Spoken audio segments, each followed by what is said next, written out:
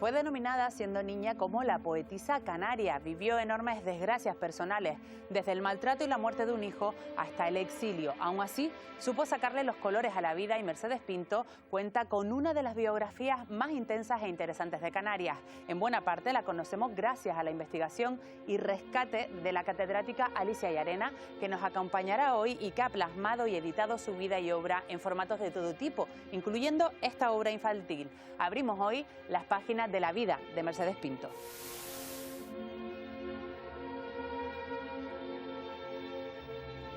Tenía solo 7 años, pero ese día, al regresar a casa, decidí que quería ser artista, escribir y que se me conociera por mi trabajo. Yo quería un país moderno, lleno de imaginación y de arte, donde todas las personas fuéramos iguales.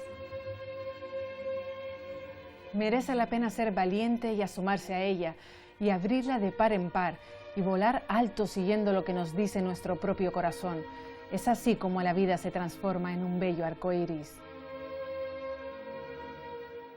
Alicia Llarena, eres poeta, narradora y ensayista, profesora e investigadora de la Universidad de Las Palmas de Gran Canaria. Bienvenida a Canarias Escultura. Bueno, muchas gracias. Alicia, tu currículum hay un apartado especial para Mercedes Pinto. Sí. Has publicado y divulgado la figura y la obra de Mercedes Pinto. ¿Cómo te llegaste hasta ella? Llegué prácticamente por casualidad. Yo estaba haciendo una investigación sobre narradoras hispanoamericanas del siglo XX y un día me encuentro con una novela, una edición, de hecho, muy bonita, que venía envuelta en papel, en plástico, de hecho, y atrás había una pequeña nota que ponía: esta novela, escrita por la escritora canaria Mercedes Pinto, fue publicada en Montevideo en 1926, y dije yo, wow, ¿qué hacía esta escritora canaria en Montevideo? Y cómo es que yo no sé, no tenía ni idea de quién era, pero me resultó muy curiosa la noticia de que una escritora canaria hubiera publicado una novela en Montevideo. Y además la notita añadía que de esa novela Luis Buñuel había hecho una de sus películas favoritas. Claro, eso ya me pareció un dato impresionante y quise averiguar. Bueno, y entonces intenté averiguar y averigüé muy poco, porque se había realmente hecho muy poca investigación, aunque alguna se había hecho. Y claro, en esas investigaciones que leí, de repente descubro un personaje fascinante, que había estado en Madrid, que vivió en varios países latinoamericanos, que tuvo que irse exiliada desde España por cuestiones políticas, sobre todo por su pensamiento feminista, por una conferencia que había dado sobre el divorcio, bueno, no sé, y que había sido periodista, que escribió mucho en los periódicos más importantes de América Latina, y dije, bueno, pues me gustaría leerla. La verdad es que la curiosidad empezó por ahí. Un personaje fascinante, sin duda, Mercedes Pinto. Es que solo con leer su biografía ya te quedas impactada. Sí, ella realmente es un personaje novelesco. Tiene una vida llena de casualidades. Yo escribí una biografía sobre ella, un estudio sobre ella, y siempre digo que su vida es como una especie de mecánica celeste, donde de repente se dieron tantas casualidades que uno dice, bueno, aquí debe haber algo, no sé, algo extraño que se nos escapa, ¿no? Porque fíjate que le fueron sucediendo cosas realmente muy graves a lo largo de su vida, pero al mismo tiempo siempre aparecía como la luz, la salida, la puerta, la ventana que abrir para recuperarse de esa historia. Así que de verdad que es un personaje tan polifacético. Bueno, podríamos estar hablando muchas horas aquí de ella. No, de hecho, creo que es imposible entender la obra de Mercedes Pinto sin entender su biografía. Vamos a ir un poco por orden, empecemos por sus orígenes en Tenerife. ¿Cómo fue su infancia? La infancia de ella fue una infancia relativamente dulce. Ella era hija de Francisco María Pinto, que era un escritor, profesor, además, un hombre muy conocido y además una de las grandes promesas de la literatura canaria, pero tuvo la mala suerte de enfermar y morirse joven. Mercedes apenas tenía 2 años cuando el padre se muere. Bueno, pero ella pertenece a una familia que tenía cierto abolengo y ciertas posibilidades económicas. En aquella época ya las niñas podían ir a la escuela, pero su madre decide que no, que ella y su hermana se van a educar en casa. Que la joven Mercedes Pinto no recorriera estas calles laguneras para ir a clase no significa que no tuviera acceso a una formación intelectual envidiable. Además de la educación en casa, la Mercedes niña tenía acceso a una inmensa biblioteca, creada y cuidada durante años por su padre. Julio Verne y José Martí se convirtieron en los compañeros de clase que ayudaron a la futura escritora a sobrellevar el aislamiento inevitable que produce el no ir cada día al colegio. La cultura fue fundamental en la formación de Mercedes Pinto, que con 7 años descubrió el teatro tras ir con su madre a una función de la que salió tan obnubilada que no dudó en afirmar que lo que quería ser era una actriz famosa.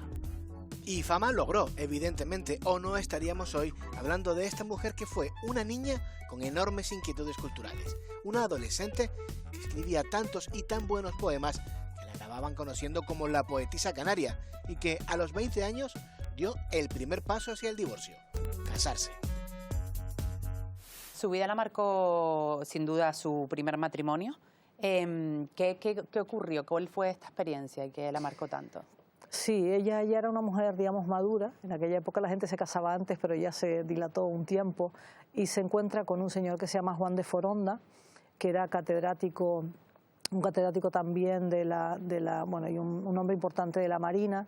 Se casa con él y nada más en la primera noche de boda ya descubre que hay algo extraño y él realmente era un hombre enfermo. Él incluso fue diagnosticado en un momento determinado y estuvo incluso en un hospital psiquiátrico en Madrid. Entonces, bueno, un hombre enfermo que la maltrata y que le corta las alas, esa es la realidad. Ella ya era una mujer que escribía, que publicaba algunos poemas en los periódicos, tenía inquietudes. Así que, bueno, este hombre, pues la verdad, le corta las alas.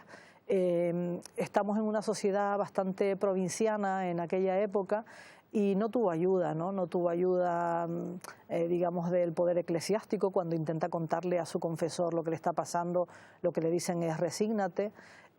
Obviamente el divorcio no existía en España en ese momento, era algo totalmente impensable, por lo cual pues ella está, imagínate, presa en un matrimonio del que no puede salir, donde hay mucho maltrato, mucha violencia, no solo sobre ella, también sobre los hijos, bueno, y que convierte la vida en un infierno. Finalmente diagnostican e ingresan en una institución mental este hombre y ella se va a Madrid.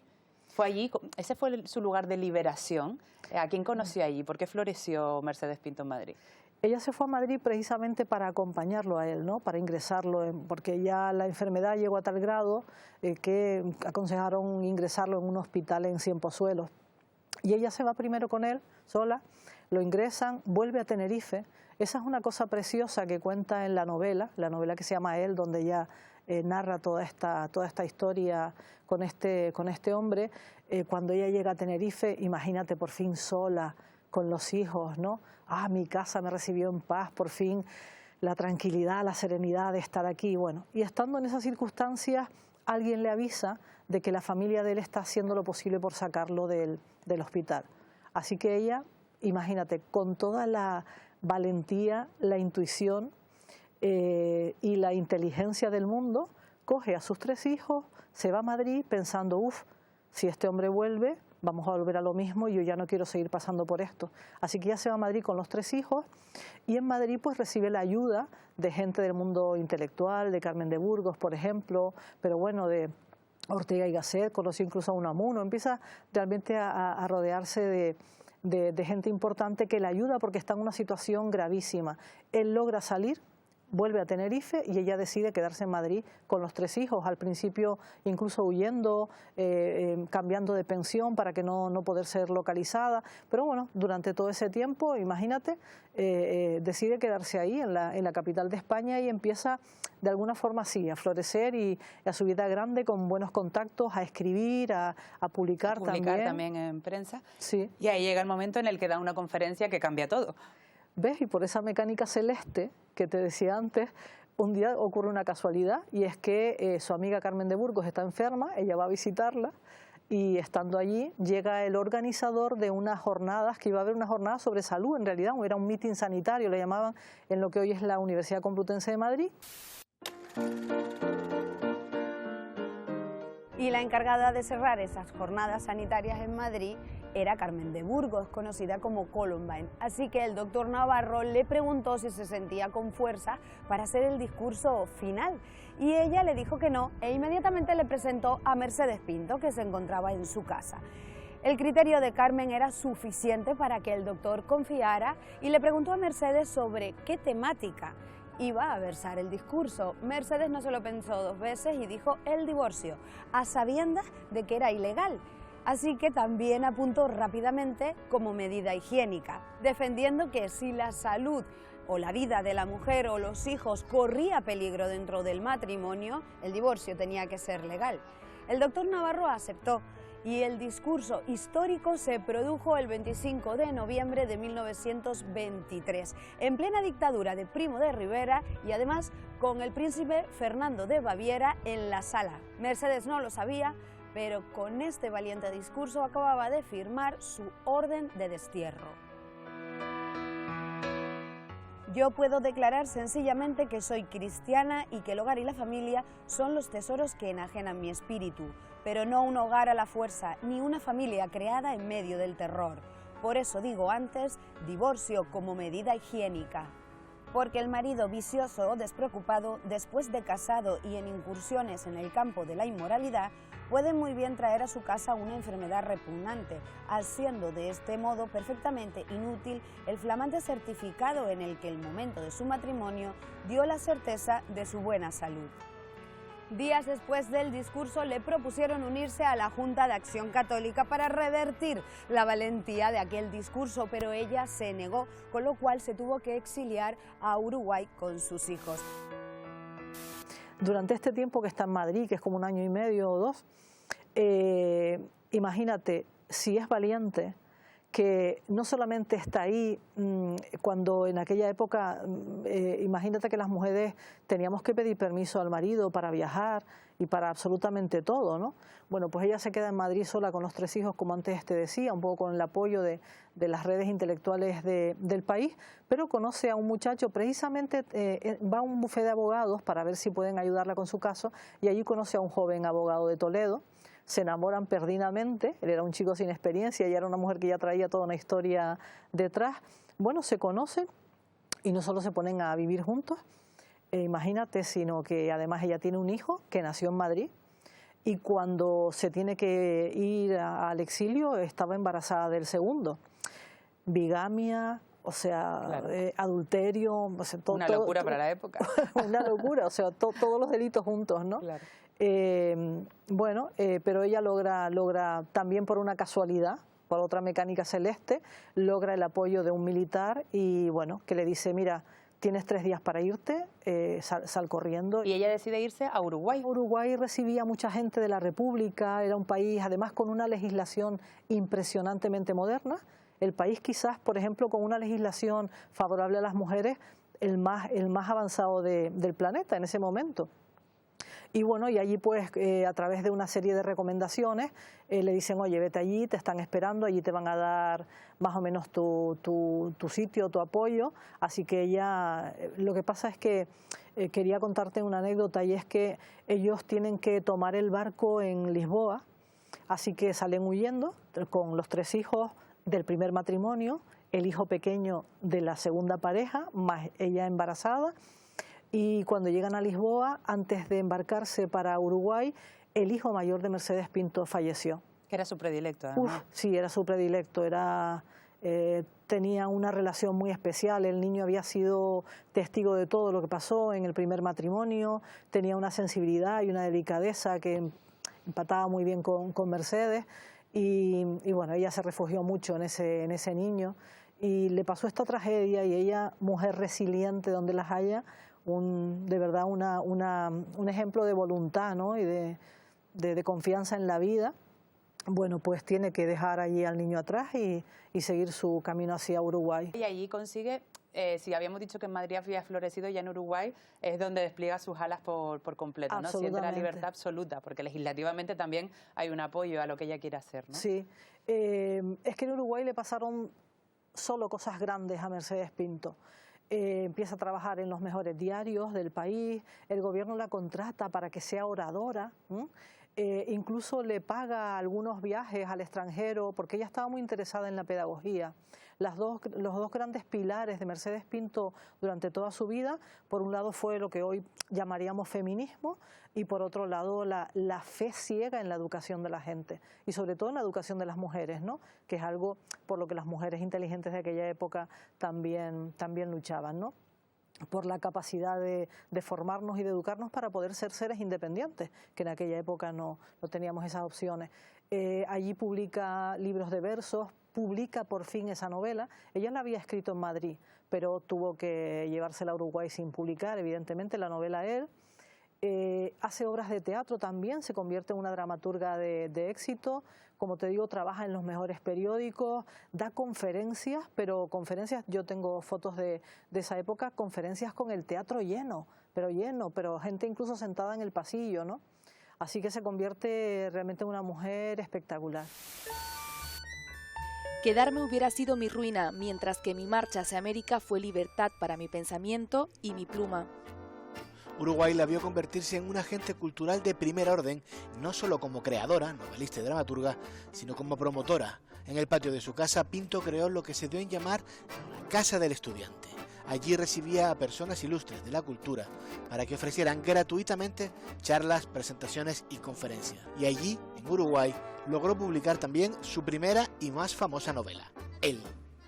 Él es una novela sobre una mujer doblemente atrapada. Primero, atrapada en un matrimonio con un hombre violento y esquizofrénico que la mantiene encerrada, y después atrapada en una sociedad que no ve con buenos ojos sus críticas al maltrato que recibe y que la combina a resignarse a su suerte. La intensidad de esta novela, breve y escrita a base de pequeños cuadros que reflejan la vida de su protagonista, la representación de la enfermedad mental y del agobio personal y social, atrajo 26 años después a Luis Buñuel, que trabajó en México con dos de los hijos de Mercedes Pinto y que realizó una adaptación con bastante dosis de libertad de la novela en una película homónima. La película se convirtió, por ejemplo, en referencia para Alfred Hitchcock, declarado admirador de Buñuel y que encontró en la escena del campanario de Él base para la escena del campanario de Vértigo, porque el film, al igual que la novela y al igual que Mercedes Pinto, supo cómo atravesar fronteras. Decide que seguir su periplo, viajar, conocer más países. ¿Por dónde fue? La verdad es que esta era una incógnita. ¿Por qué siendo tan célebre y teniendo en el país tantas ventajas, digamos, ya sociales, ¿no? Decide marcharse? Y es porque llega la Segunda República y entonces ella piensa que es el momento primero de volver a España. Siempre pensó ella, y sobre todo el marido, ¿no? Que era más joven, tenía el gran deseo de volver a España. Y por otro lado, ella confiesa que ella había alcanzado como su techo. Y era una mujer que no se conformaba, ¿no? Quería seguir creciendo. Así que dijo, bueno, yo aquí lo he alcanzado todo y antes de volver a mi país me gustaría hacer una gira por distintos lugares de América. Así que organiza una compañía que se llamó Compañía de Arte Moderno Mercedes Pinto y lo que hace es ir representando obras de teatro con sus hijos y algunos actores que se había llevado y también dando conferencias. Y bueno, hace una gira, va por Argentina, por Bolivia, llega al final a Chile, donde en realidad no iba a quedarse, pero luego se quedó 3 años. Y quiero decirte, por ejemplo, que es una cosa que llama mucho la atención, es que tú imagínate la Bolivia de los años 30, no la Bolivia de la capital, sino además la Bolivia del interior profundo, que de repente llega una mujer a dar conferencias, por ejemplo, sobre cómo debe ser la mujer moderna, la educación sexual de los jóvenes. Esas eran las conferencias de Mercedes Pinto en aquella época, ¿no? Bueno, he leído, por ejemplo, crónicas periodísticas de algunos periodistas que iban a escucharle y luego hacían sus pequeñas notas al día siguiente en el periódico, que son graciosísimas. Por ejemplo, bueno, esta mujer ha traído unos aires de libertad y es increíble, esta mujer es una jesucristesa, la llamaron incluso, bueno. la llamaron en algún momento. Bueno, finalmente llega a Chile, se encuentra en Chile con Pablo Neruda, se encuentra con un grupo de mujeres intelectuales extraordinarias, escritoras, intelectuales, artistas, que están tratando de obtener el derecho al voto en Chile, y ella se mete con esa organización. En definitiva, se queda 3 años en Chile, el presidente de Chile se encarga de pagarle los gastos, de darle trabajo en el país. Y fue en Chile donde publicó su novela Ella. Durante mucho tiempo se pensó que este libro había sido publicado en Madrid en los años 60, pero la tenacidad de la catedrática Alicia Llarena demostró que la obra había sido publicada en Chile 30 años antes, exactamente en 1936. Llarena encontró el primer ejemplar en una librería de segunda mano, después de buscar en diferentes países de Latinoamérica. Una obra cuyo valor biográfico es fundamental, pues en ella narra desde su infancia en Tenerife hasta su partida a Madrid. Pinto escribe sobre su realidad y haciéndolo retrata a la sociedad isleña de la época, la rigidez de la educación cristiana que se contrapone con los sueños de una niña que ama la poesía de José Martí y que esconde la necesidad de cambiar el mundo, de mejorarlo y hacerlo más justo, sobre todo para ellas. Y escribe: yo soy mujer y además no soy rica, 2 grandes inconvenientes para que se pueda obtener justicia en la vida. Con estilo directo y sencillo, Pinto se retrata como la mujer que fue, una pionera, una luchadora incansable que decidió poner su talento y su vida al servicio de una sociedad igualitaria. Fíjate si fue apreciada por el presidente chileno, que cuando ya Mercedes dice, bueno, ahora sí voy a regresar a España, le dicen, bueno, ¿qué quieres de regalo, no? Antes de tu regreso, y dijo, pues yo no quiero irme a España sin conocer, ya que estoy cerca, la patria de José Martí. Claro. Mi deseo es conocer Cuba de toda la vida. Así que le paga el viaje a toda la familia, con la mala suerte de que estando en Cuba, que después se engancha también un tiempo en Cuba porque le encantó el lugar, y los años más felices de su vida ella cuenta que fueron los que vivió en Cuba realmente, incluso mucho más que en Uruguay, ¿no? Bueno, pues estando en Cuba ya llega el alzamiento nacional, la guerra de España, y ya no pueden regresar al país. Allí tuvo la mala suerte, tuvo la buena suerte de vivir 7 años también haciendo muchas cosas. Fue una gran celebridad en la radio, por ejemplo, tenía programas al mediodía. Fue realmente también una cosa espectacular. Sus hijos empiezan a estudiar teatro también. La hija, Pituca de Foronda, es la actriz de la primera película de cine sonoro en Cuba. Es una mujer bellísima, o sea, una actriz, vamos, de una diva de Hollywood podía haber sido, ¿no? El Indio Fernández, que es uno de los grandes directores de la historia del cine mexicano, la ve precisamente trabajar en esa película y le dice, te vienes conmigo a México a trabajar en mis películas de protagonista, ¿no? En eso sucede también que el segundo marido de Mercedes Pinto, Rubén Rojo, se muere. Una de las hijas ya había regresado a vivir a Madrid también, y bueno, ella dice, ¿qué voy a hacer yo aquí con mis 2 hijos viviendo en La Habana? Mi otra hija en México, así que finalmente decide reunir a la familia en México, donde va a vivir hasta que se muere. Hablábamos antes de que decide trasladarse con su familia a México, allí se queda hasta su fallecimiento, su segunda patria, a México, podríamos decir. Sí. ¿Qué hizo en esos años? Ella ya cuando llega a México es una mujer ya, digamos, mayor, y lo que hace fundamentalmente allí es acompañar la carrera artística de sus hijos, porque su hija ya se había convertido en una grandísima actriz con el Indio Fernández. Sus 2 hijos, Rubén Rojo y Gustavo Rojo, se van a convertir en grandes actores del cine, de los años de oro del cine mexicano, incluso del español, porque van a venir mucho a España también a trabajar en producciones españolas. Y ella sobre todo se dedica también a trabajar como periodista en los periódicos más importantes de México. Básicamente su labor allí fue periodística, y en los últimos años incluso televisiva. Había una tertulia en televisión toda la semana que conducía un señor que, para los que tenemos cierta edad, venía a ser como el Jesús Hermida, ¿no?, de la televisión mexicana de aquella época. Y fíjate tú si era una mujer reconocida que bueno, la invitaban ya con 80 y pico de años, la invitaban todas las semanas a participar ahí en esa tertulia que era muy importante. Y bueno, básicamente se dedicó más bien en esos años ya a acompañar la carrera artística de sus hijos y a meterse mucho en el mundo del cine. Y su lucha por los derechos de la mujer, por los derechos de la clase obrera, por llevar la educación a toda la ciudadanía, ¿fue una constante en su vida hasta el final de su vida? Absolutamente. O sea, no vas a encontrar etapas de su periodismo donde no hable de la educación. La Casa del Estudiante fue mítica en Montevideo, absolutamente mítica. Bueno, pues hasta ahí incluso llegaba su confianza en que la formación y la educación era el único motor para que podamos llegar a una sociedad más justa, a una sociedad mejor, ¿no?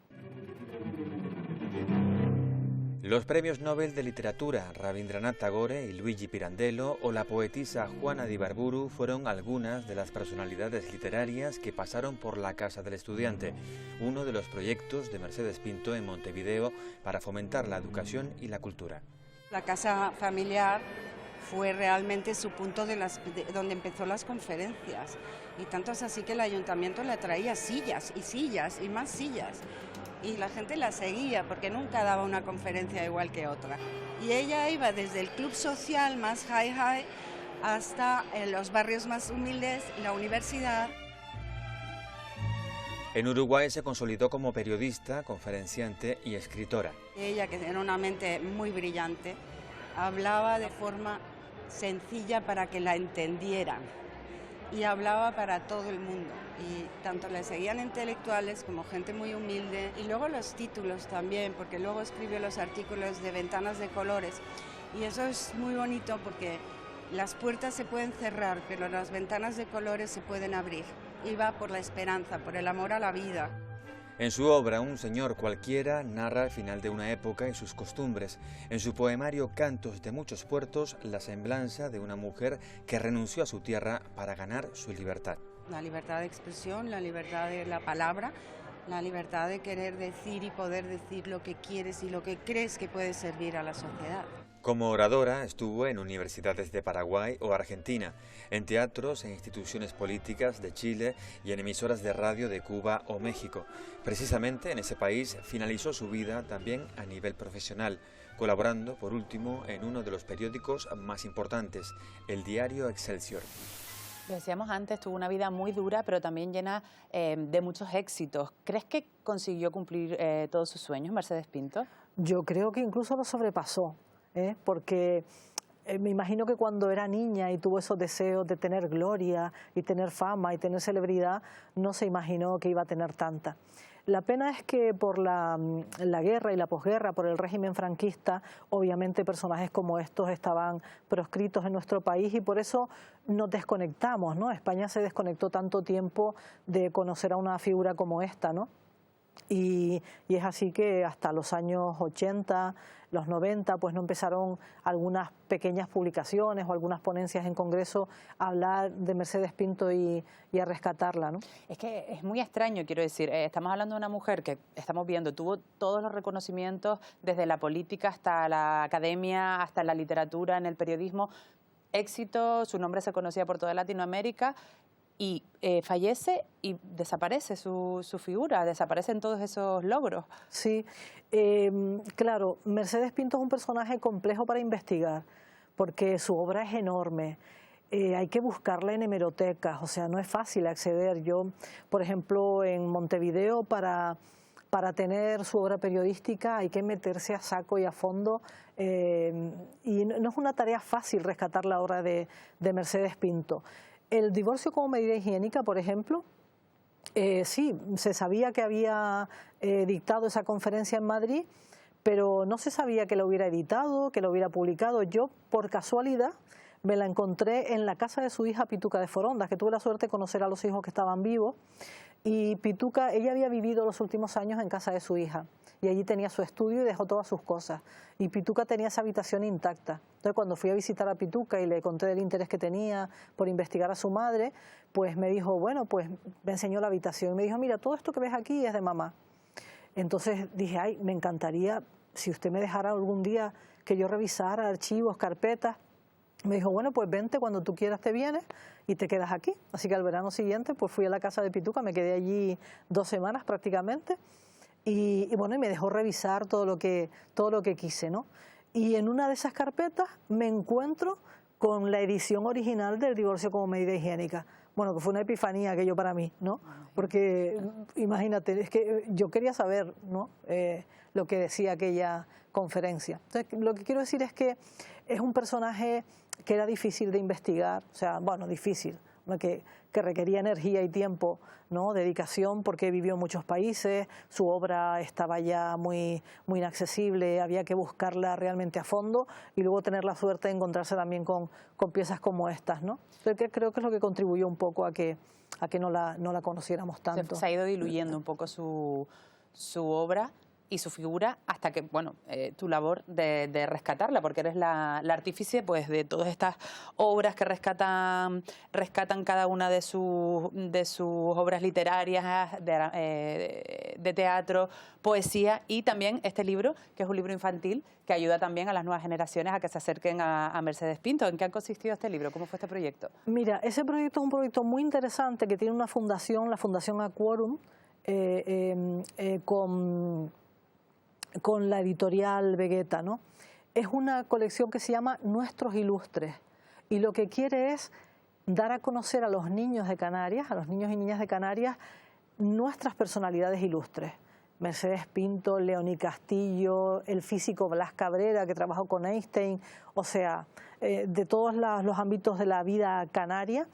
Bueno, y entonces le encargan a diferentes personas, le van encargando esto. Y a mí me llamaron para ver si quería hacer este libro infantil sobre Mercedes Pinto y me dijeron, mira, tienes que resumir la vida de Mercedes Pinto en 14 pequeños fragmentos, ponerte en la mentalidad de los niños, a ver cómo cuentas temas espinosos. Bueno, la verdad que para mí fue un desafío, pero lo pasé tan bien. En la editorial Vegeta buscamos ilustres canarios que hayan hecho una gran labor y que hayan ayudado al progreso tanto de la sociedad como de la cultura.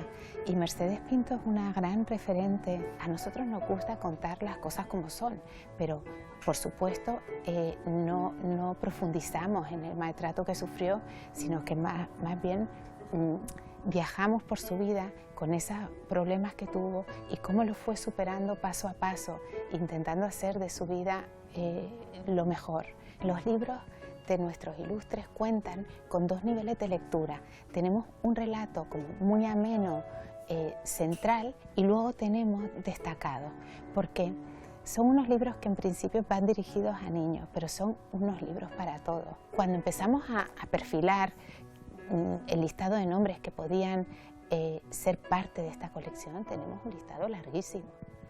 Que claro, empieza Agustín de Betancourt que nació en Tenerife y terminó haciendo el urbanismo en San Petersburgo y murió en Rusia con el zar. Muchos de nosotros no sabemos mucho de Blas Cabrera, o nos puede sonar el nombre, pero Blas Cabrera fue el físico que trajo la física moderna a España, que sus amigos eran Einstein y Marie Curie. Hasta ahora todos los personajes que hemos publicado son todos canarios. Es que ya canarios tenemos un listado tan importante que todavía nos quedan muchos años de publicaciones y si vemos alguna persona no canaria pero que haya hecho una gran labor aquí, no lo descartamos. ¿Cómo puede ser que una mujer tan extraordinaria, tan reconocida, que tiene un bosque en Israel, que en Cuba, en Uruguay, en México hizo una labor tan increíble, no sea tan conocida en su patria, en nuestras islas?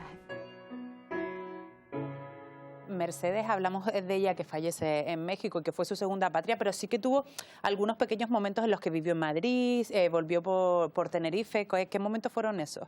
Sí, en los años 50 los hijos están viniendo a España a trabajar en películas españolas importantes y ella los acompaña a Madrid, los acompaña, incluso llegan a tener una casa alquilada en Madrid donde viven largas temporadas.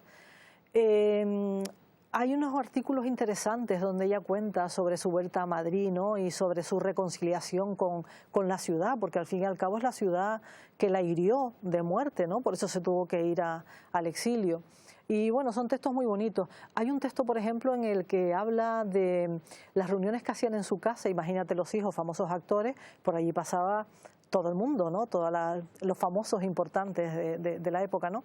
Y tiene, por ejemplo, una crónica sobre Lola Flores, maravillosa, ¿no? Donde cuenta que en una de estas reuniones en esa casa, de repente, bueno, están tomando copas, hablando, ya riéndose en la fiesta, y de repente se levanta Lola Flores y empieza a bailar y todo el mundo se calla. Bueno, le dedica unos fragmentos bellísimos, ¿no? al arte de Lola Flores.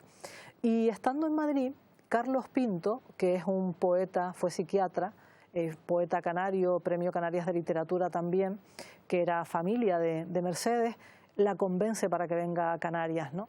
Y bueno, fue una manera de restañar también sus heridas, ¿no? Y de volver a Tenerife. Pasó muchísimos años sin volver, pero volvió. Y Alicia, ¿qué queda por hacer por rescatar la obra y la figura de Mercedes Pinto? Muchísimo. Quiero decirte que hay una editorial en Sevilla que se llama la Editorial Renacimiento. Es una editorial que tiene mucha difusión internacional, es una de las grandes editoriales españolas y tiene además una línea en la que hace rescate de lo que llamaríamos la memoria histórica. Su director me pidió hace un tiempo, ya hace unos años, si tenía material inédito de Mercedes Pinto y al final pude negociar con él que en lugar de publicar libros sueltos, ¿por qué no hacíamos algo que yo pues tenía ilusión de hacer desde hace muchos años, que es crear una colección con la obra completa de Mercedes Pinto? Esta colección yo la empecé con el Cabildo de Gran Canaria en el año 2001 y publicamos tres libros. La conferencia, El divorcio como medida higiénica, esa obra de teatro, Un señor cualquiera, y también una serie completa de artículos periodísticos de los 3 últimos años de su vida en México. Claro, quedaron en el tintero muchas cosas por publicar porque la colección no pudo seguir, pero ahora la estoy continuando en esta editorial, Ediciones Renacimiento, y el año pasado, o el anterior, ya sacamos el primer volumen, que es una serie completa de artículos publicados en periódicos de La Habana, ¿no? En un periódico de Cuba. Estamos ahora preparando también otra edición voluminosa, creo que seguramente saldrá en 2 volúmenes de artículos de Cuba. Volveremos a publicar las novelas, la poesía completa, que tampoco se ha reunido nunca. Bueno, y quedan cosas por sacar a la luz. Yo creo que serán como aproximadamente 9 o 10 volúmenes que tenga esa colección. Pues Alicia, muchísimas gracias por el trabajo que haces y gracias por acompañarnos hoy en Canarias Cultura. No, muchas gracias a ti y a ustedes por haberme dado la oportunidad de seguir hablando de ella.